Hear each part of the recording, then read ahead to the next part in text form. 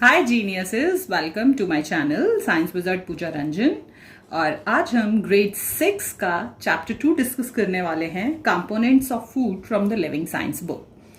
आप सबको पता है कि हम हर दिन कम से कम 3 बार तो खाना खाते ही हैं, है ना।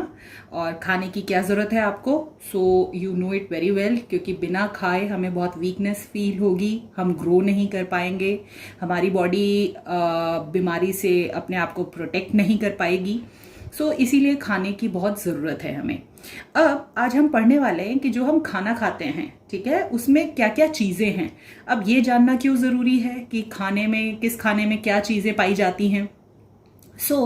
आज हम पढ़ने वाले हैं कि हर खाना जो होता है वो आपको different type of nutrient provide करता है और उससे आपकी बॉडी में डिफरेंट टाइप ऑफ इम्पैक्ट पड़ता है। आप सबने सुना होगा ना, मम्मी पापा कहते हैं कि बेटा दूध पिया करो, ठीक है, फिर जंक फूड मत खाया करो, कोल्ड ड्रिंक्स ज़्यादा मत पिया करो, फ्रूट्स खाया करो। ऐसा क्यों कहते हैं मम्मी पापा, आज समझने की कोशिश करते हैं, ठीक है। अगर हम बात करते हैं कंपोनेंट्स ऑफ फूड, बेसिकली हम कंपोनेंट्स का मतलब क्या होता है, कंपोनेंट्स का मतलब होता है कॉन्स्टिट्यूएंट पार्ट। कॉन्स्टिट्यूएंट का मतलब कि कोई भी चीज किन किन भागों से मिलके बनी है।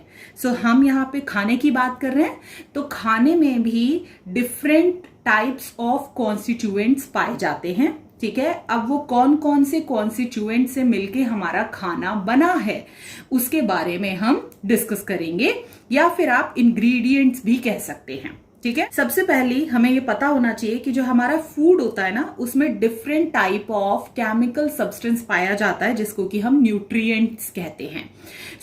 बेसिकली ये डिफरेंट टाइप्स ऑफ न्यूट्रिएंट्स जो होते हैं, इन्हीं को हम कहते हैं कंपोनेंट्स ऑफ फूड, ठीक है।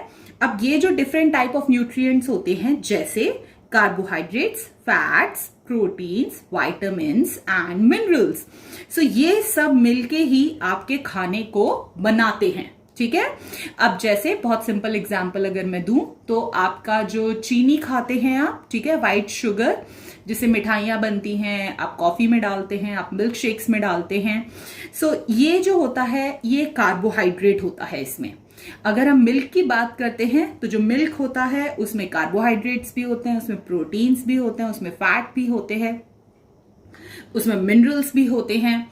अगर मिल्क की बात करें तो मिल्क जो है उसके कॉन्स्टिट्यूएंट ये सारे के सारे न्यूट्रिएंट्स हैं, ओके, उसके कंपोनेंट्स ये सारे के सारे न्यूट्रिएंट्स हैं।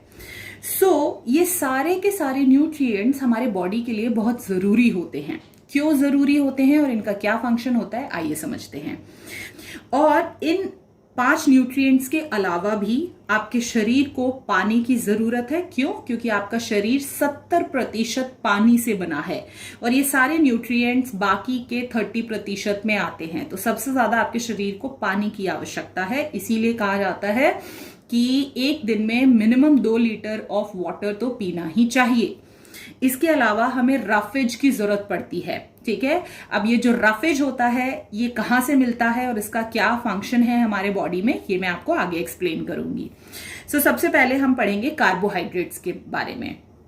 सबसे पहली चीज आपको जो पता होनी चाहिए कार्बोहाइड्रेट्स के बारे में, कि ये एनर्जी गिविंग फूड है, ओके।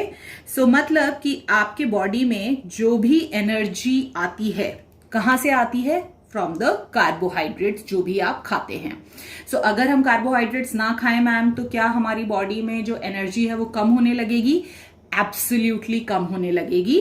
और इसीलिए, क्योंकि आपको पूरे दिन में काम करने के लिए, आप स्कूल जाते हो, आप होमवर्क करते हो, आप खेलने जाते हो, आप डिफरेंट क्लासेस जाते हो, हर चीज के लिए एनर्जी चाहिए। वो कार्बोहाइड्रेट से मिलती है। अब जो कार्बोहाइड्रेट्स होते हैं ना, वो 2 तरह के होते हैं। एक होता है सिंपल शुगर और एक होता है स्टार्च, ओके। अब ये दोनों ही कार्बोहाइड्रेट्स जो हैं उनके डिफरेंट टाइप्स हैं। अब इन दोनों में क्या डिफरेंस होता है देखते हैं। मैडम, क्या दोनों ही एनर्जी प्रोवाइड करते हैं? बिल्कुल, आपको दोनों ही एनर्जी प्रोवाइड करते हैं। तो डिफरेंस क्या है दोनों में? जो मेजर डिफरेंस है दोनों में वो ये है कि जो शुगर होता है वो आपके बॉडी में बहुत जल्दी एनर्जी रिलीज कर देता है। और जो स्टार्च होता है वो आपके बॉडी में धीरे धीरे एनर्जी रिलीज करता है। सो मैडम फिर कौन सा अच्छा हुआ, शुगर अच्छा हुआ कि स्टार्च अच्छा हुआ? सो देखो, अगर आपको ऐसा लग रहा है कि आपको चक्कर आ रहे हैं, आपको वीकनेस है, आपको डिजीनेस फील हो रहा है, सो उस केस में आपके बॉडी को तुरंत एनर्जी की जरूरत है। सो उस केस में आपको शुगर यूज करना चाहिए, ठीक है। और अगर आप परफेक्टली हेल्दी फील कर रहे हैं, आपको कोई चक्कर नहीं आ रहे हैं, आपको कोई डिजीनेस नहीं है, तो उस केस में आपको कोशिश करना चाहिए कि आप ज्यादा स्टार्च वाला कार्बोहाइड्रेट्स खाएं। तो मैडम, क्या शुगर वाला कार्बोहाइड्रेट क्या हमारे को बॉडी को नुकसान करने वाला है? एब्सोल्युटली। क्यों भाई? क्योंकि देखो, जैसे ही आप शुगर खाते हो तो आपके बॉडी में बहुत सारी एनर्जी रिलीज होती है, ठीक है। तो अब मैं बैठी रहती हूँ पूरा दिन, इमेजिन करो, और मैं पूरा दिन मिठाइयाँ खा रही हूँ और कोल्ड ड्रिंक्स पी रही हूँ जिसमें बहुत सारा शुगर होता है, चाय बना रही हूँ अपने लिए, कॉफी बना रही हूँ शुगर डाल डाल के, ठीक है। अब जैसे ही मैं वो खाऊंगी तो मेरे बॉडी के अंदर बहुत सारी एनर्जी रिलीज होगी। तो अगर मैं वो एनर्जी यूज करती हूँ, ठीक है, तब तो ठीक है। बट अगर मैं बैठी रहती हूँ पूरा दिन और पूरा दिन बस शुगर खाती रहती हूँ, तो उस केस में क्या होगा कि वो जो एनर्जी रिलीज हो रही है, क्योंकि मैं यूज नहीं कर रही, तो वो फैट में कन्वर्ट हो जाएगी, ठीक है। और वो फैट में कन्वर्ट होके मेरे बॉडी में एज अ फैट डिपॉजिट हो जाएगी, ठीक है। और मुझे क्या करने लगेगी? मोटा करने लगेगी। सो जिन लोगों का भी वजन ज्यादा है और अगर वो वेट को रिड्यूस करना चाहते हैं, सो सबसे पहली चीज उनको क्या कट करनी चाहिए? शुगर बिल्कुल ही बंद कर दें, कोई भी मीठी चीज नहीं खानी है, ठीक है। तो क्या खाएं मैडम? स्टार्च सबसे अच्छा ऑप्शन है। क्यों? क्योंकि जो स्टार्च होता है उसमें आपकी बॉडी में धीरे धीरे एनर्जी रिलीज होती है, और जब धीरे धीरे एनर्जी रिलीज होती है तो आपके डिफरेंट ऑर्गन्स जो हैं उन पे भी ज्यादा इफेक्ट नहीं पड़ता है। सो स्टार्च जो है वो बेस्ट फॉर्म ऑफ कार्बोहाइड्रेट्स है जो कि कंज्यूम करना चाहिए। शुगर जो है वो ज्यादा हमें अवॉइड ही करना चाहिए। मैंने आपको कंडीशंस बता दी कब डायरेक्ट शुगर आपको लेना चाहिए। जैसे राइस है, व्हीट है, पोटैटोज है, बनानाज है, ब्रेड है और शुगर है। These are all the good source of the carbohydrate. So अगर कोई इंसान बहुत ज़्यादा शुगर खाता है ना, तो उससे एनर्जी रिलीज़ करने के लिए आपके जो बॉडी है उसके डिफरेंट ऑर्गन्स को फंक्शन करना पड़ता है।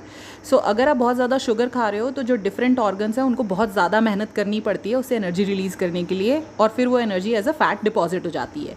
सो अगर किसी भी चीज़ से बहुत ज़्यादा मेहनत करवाओगे, आपके बॉडी में ही जो डिफरेंट ऑर्गन्स हैं अगर उनसे बहुत ज़्यादा मेहनत करवाओगे आप, तो जो ऑर्गन्स हैं उनकी एफिशिएंसी जो होती है काम करने की वो धीरे धीरे कम होने लगती है, और इसीलिए जो ऑर्गन्स हैं वो धीरे धीरे करके फंक्शन करना स्लो कर देते हैं, और इसीलिए बहुत ज़्यादा शुगर खाने वाले इंसान को डायबिटीज़ होने का सबसे ज़्यादा रिस्क रहता है। So try to avoid sugar. So the first thing you have to keep in mind, carbohydrates बहुत ज़रूरी है हमारे बॉडी के लिए क्योंकि आपको एनर्जी चाहिए। बट कब कार्बोहाइड्रेट्स खाने चाहिए?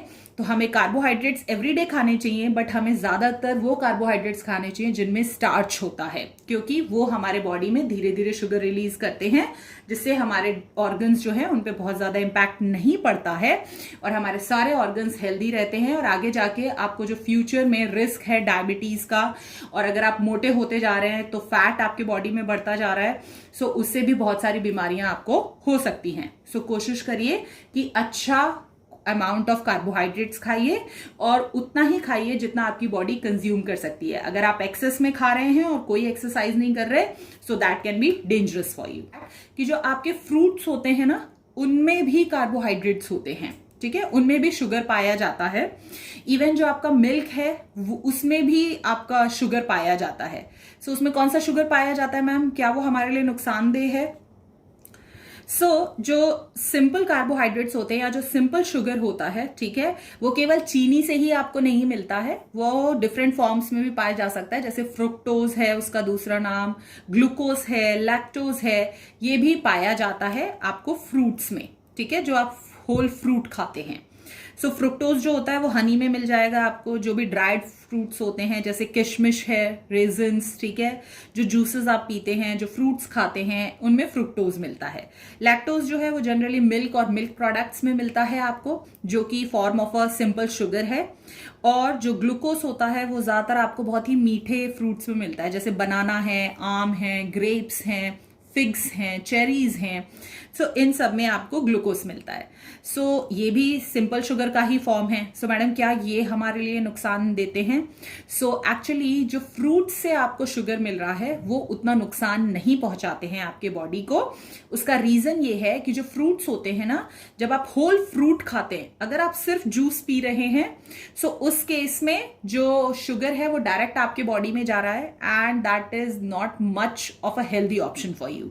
रिकमेंड ये किया जाता है कि आप पूरा फ्रूट खाइए। सो पूरे फ्रूट में आपके बॉडी में अगर फ्रुक्टोज या ग्लूकोज जा भी रहा है सो उसके साथ साथ रफेज भी जाता है, ठीक है, and which is very healthy for you.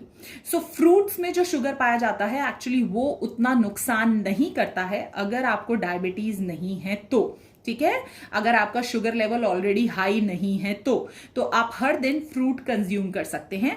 अगर आपका शुगर लेवल ऑलरेडी हाई है आपके घर में किसी का, तो उसको कोशिश करनी चाहिए कि उनको ये सारे फ्रूट्स जो कि जिनमें हाई लेवल ऑफ ग्लूकोज होता है वो ना दिए जाएं। इसके अलावा आप ये वाले फ्रूट्स दे सकते हैं, जैसे एप्पल है, वाटरमेलन है, मस्क मेलन है, ओके, ये सब चीजें दी जा सकती हैं। So recommended is to have the whole fruit. और कॉम्प्लेक्स कार्बोहाइड्रेट्स आपको जनरली जो होल ग्रेन्स होते हैं, जितने भी सेरल्स होते हैं, जितने भी होल ग्रेन्स होते हैं लाइक व्हीट, बाजरा, मेज, ओके, सो इन सब में आपको मिल जाएगा। कॉम्प्लेक्स कार्बोहाइड्रेट्स जो आलू होता है, ठीक है, फिर उसके बाद जो ब्रेड्स खाते हैं, राइस खाते हैं, all these are full of the complex carbohydrates. So generally हमें ज्यादातर कॉम्प्लेक्स कार्बोहाइड्रेट्स कंज्यूम करने चाहिए। सिंपल शुगर मतलब वाइट चीनी जो होती है वो तो कोशिश करें बिल्कुल भी ना लें। This is it about this video. Next video में मैं आपसे फैट्स डिस्कस करूंगी, वो कैसे हमारे लिए बहुत ही बेनिफिशियल हो सकते हैं और बहुत ज़्यादा कंज्यूम करने पे हमें क्या क्या प्रॉब्लम्स हो सकते हैं।